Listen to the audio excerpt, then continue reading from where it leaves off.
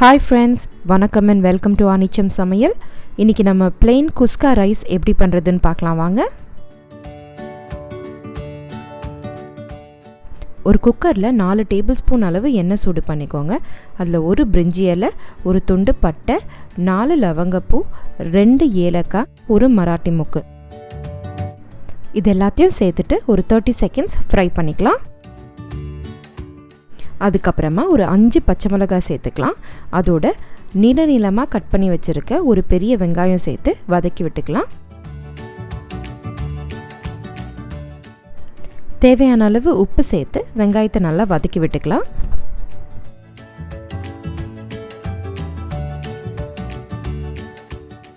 வெங்காயம் நல்லா வதங்கிருச்சு. இப்போது ஒரு டேபிள் ஸ்பூன் அளவு இஞ்சி பூண்டு விழுது சேர்த்து நல்லா வதக்கி விட்டுக்கலாம்.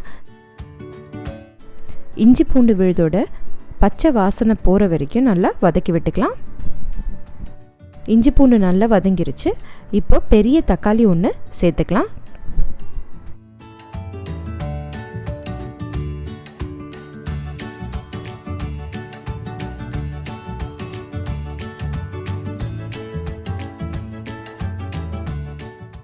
கால் டீஸ்பூன் அளவுக்கு மஞ்சள் தூள், 1 டீஸ்பூன் அளவுக்கு குழம்பு மிளகாய் தூள் சேர்த்துட்டு தக்காளி நல்லா வதங்கி மசாலாலேருந்து எண்ணெய் பிரிகிற வரைக்கும் வதக்கி விட்டுக்கலாம்.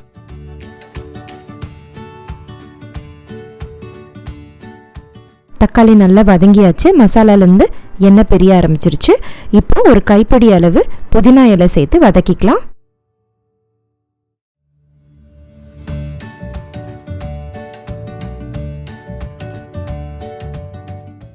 ஊற வச்சிருக்க அரிசியை சேர்த்து நல்லா கலந்து விட்டுக்கலாம்.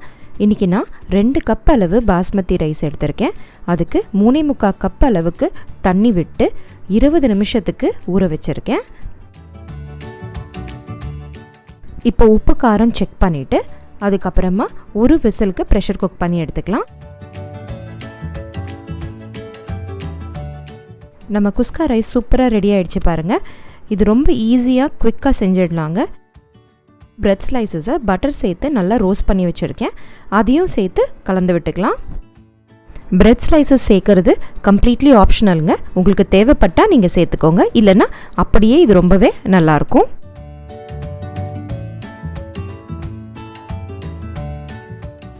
இந்த குஸ்கா ரைஸை கண்டிப்பாக நீங்கள் எல்லாம் செஞ்சு பார்த்து எப்படி இருந்ததுன்னு எனக்கு கமெண்ட்ஸில் சொல்லுங்கள். இந்த வீடியோ உங்களுக்கு பிடிச்சிருந்ததுன்னா லைக் பண்ணுங்கள், ஷேர் பண்ணுங்கள். அதோட அனிச்சம் சமையல் சேனலுக்கும் சப்ஸ்கிரைப் பண்ணுங்கள். மறக்காமல் பெல் ஐக்கனையும் கிளிக் பண்ணுங்கள். இன்னொரு வீடியோவில் உங்கள் எல்லாரையும் சந்திக்கும் வரை நன்றி, வணக்கம்.